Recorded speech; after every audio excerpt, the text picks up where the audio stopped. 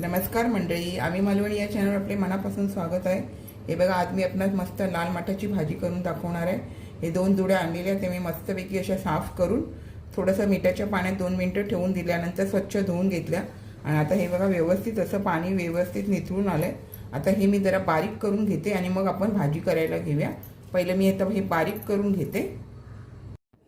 हे बघा, आता आपण बारीक करून घेतले, तर भाजी करायला घेऊया। दिसते भरपूर पण होणार एवढीशी, त्यामुळे आपण थोडेसे कांदे वगैरे घालून भाजी करूया। तर चला आता आपण भाजी करूया। हे बघा, आपण आता 1 पळी तेल घालून घेतलंय। तसं आपण ह्यामध्ये प्रथम ह्या मी 5 ते 6 मिरच्या घेतल्या। थोडं पालेभाजीमध्ये मिरच्या असलेल्या बऱ्या, आणि ह्या काय माहिती आहे तिखट नाही आहे जास्त, त्याच्यामुळे मी 5 ते 6 घेतलेले आहेत। हे बघा, मिरच्या छान भाजल्या गेल्या। तर हे मी 3 मोठे कांदे आहेत ना, ते बारीक करून, पालेभाज्या कशा आळतात त्यामुळे कांदा जास्त घेतला तर थोडीशी भाजी वाढते पण आणि चव चांगली। आणि कांदा तुम्हाला माहिती आहे आयुर्वेदामध्ये पण 1 नंबर मानला जातो। सर्दी कफ वगैरे असेल तर काढा जो आपण करतो ना, त्यामध्ये कांदा घातला तरी चालतं, किंवा कांद्याच्या रसाला गूळ लावून थोडंसं सुंठ म्हणजे आल्याचा रस लावून मस्त त्याचा रस काढून प्यायचा, आणि मग ते कफ वगैरे झालेल्यांना तो रस प्यायला द्यायचा कांद्याला लावून ठेवलेला जो, जेणेकरून कफ छान असा बरा होतो। त्यामुळे कांद्याचा वापर जे लोक कांदा लसूण खातात त्यांनी जेवणात आवर्जून करावा। आता ह्या कांदा छान नरम, लाल नाही नरम होईपर्यंत आपल्याला छान असा परतून घ्यायचा आहे। हे बघा, कांदा आपला बऱ्यापैकी असा नरम झाला, किती होता आणि तो आळूनही झाला। आपल्याला काय वाटपाला भाजतो तसं भाजून नाही घ्यायचं आहे, फक्त असा कलर थोडासा आला आणि एकदम नरम झाला ना, काय आपल्याला ह्यामध्ये अगदी बघा पाव चमचा मी हळद घालून घेते। पालेभाज्यामध्ये हळद घातली नाही घातली तरी चालून जाते, तर मी आपली थोडीशी वापरते। आपण छान असा पुन्हा एकदा परतवून घेऊया। हे बघा, छान असं आपण आता हे हळद घातल्यानंतर पण परतवून घेतलंय। आता आपल्याला ह्यामध्ये ही भाजी घालून घ्यायची आहे। अगदी मी जास्त नाही, थोडीशी बारीक केलेली आहे। आता दिसताना किती कढईभर दिसते, आळून थोडीशी होणार।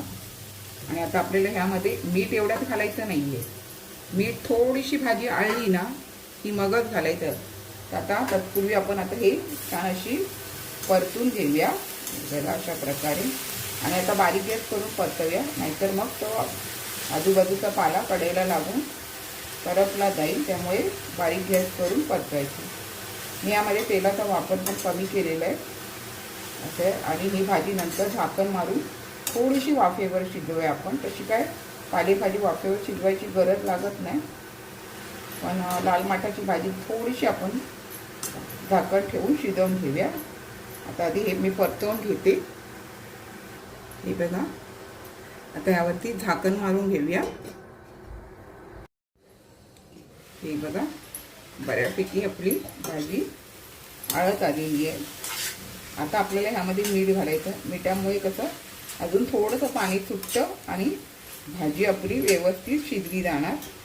आता ह्यामध्ये हे चवीनुसार, कारण भाजी आळल्यामुळे आपल्याला किती मीठ घालायचं आहे, मीठ कमी घातलं तरी चालतं, आणि आपल्याला नंतर हवं झालं तर आपण पुन्हा नंतर घेऊ शकतो, पण मिठाचा वापर कमी करावा। आता ही मी छान अशी परतून घेते। हे बघा, आपण मीठ घातलं ना का कसं अजून पाणी सुटतं या भाजीला। हे बघा, सुकी होती मगाशी, सुकी, त्यामुळे मीठ घालताना जरा नंतर घालायचं काही भाज्यांमध्ये। आता हे मी व्यवस्थित परतून घेतलंय। आता आपल्याला थोडा वेळ अजून ती चांगली शिजू देऊया। हे बघा, आता या भाजीतला बऱ्यापैकी ओलसरपणा असा कमी झालेला आहे, आणि लाल माठाच्या भाजीमुळे रक्तातली कमतरता आहे ना, रक्ताची वाढण्यास आपल्यास मदत होते। त्यामुळे आपण आवर्जून लाल माठाची भाजी खा। आणि ज्यांना कोलेस्ट्रॉलचा त्रास असेल त्यांनी खोबऱ्याचा वापर नाही केला तरी चालेल कोणत्याही जेवणामध्ये, किंवा कमी खोबरं वापरलं तरी चालेल। आता आम्ही मालवणी लोक बोललो तर आमच्या बहुतेक जेवणामध्ये खोबरं असतं, तसं आता हे मी मूठभर जायसारखं खोबरं घालून घेतलं आहे, आणि छान असं ह्यामध्ये 2 मिनिटं बारीक गॅसवरती आपल्याला हे परतवून किंवा असं छानपैकी एकजीव करून घ्यायचं आहे। आता हे मी छान असं एकजीव करून घेते। हे बघा, म्हणजे मस्त अशी आपली लाल माठाची भाजी झाली आहे. आपल्याला जर आवर्जून मिळत असेल तर आपण नक्की खा. आणि असं नाही की सीझनमध्येच येते, वर्षाच्या 12 महिने तुम्हाला या अशा पालेभाज्या मिळतातच. कधी कधी सीझन असतो तेव्हा कमी किमतीच्या असतात, सीझन नसतो तेव्हा महाग असतात. त्यामुळे तुम्ही आवर्जून नक्की करा अशा प्रकारे. आता मी गॅस बंद करून घेते. खूप छान झालेली अशा प्रकारे पण एकदा भाजी करून बघा. एकदम सोप्या पद्धतीमध्ये मी तुम्हाला दाखवलेली आहे. हे बघा मंडळी, छान अशी मी आपणास लाल माठाची पाल्याची भाजी करून दाखवलेली आहे. अशाच नवनवीन रेसिपी किंवा इतर व्हिडिओसहित मी आपणास कायम भेटतच असते. आपण माझ्या चॅनलला लाईक, शेअर, सबस्क्राईब, हाईप करायला विसरू नका. चला तर आता इथेच थांबते. मस्त खा, स्वस्थ राहा. आपण माझे व्हिडिओ पूर्ण पाहता त्याबद्दल मनापासून खूप खूप धन्यवाद.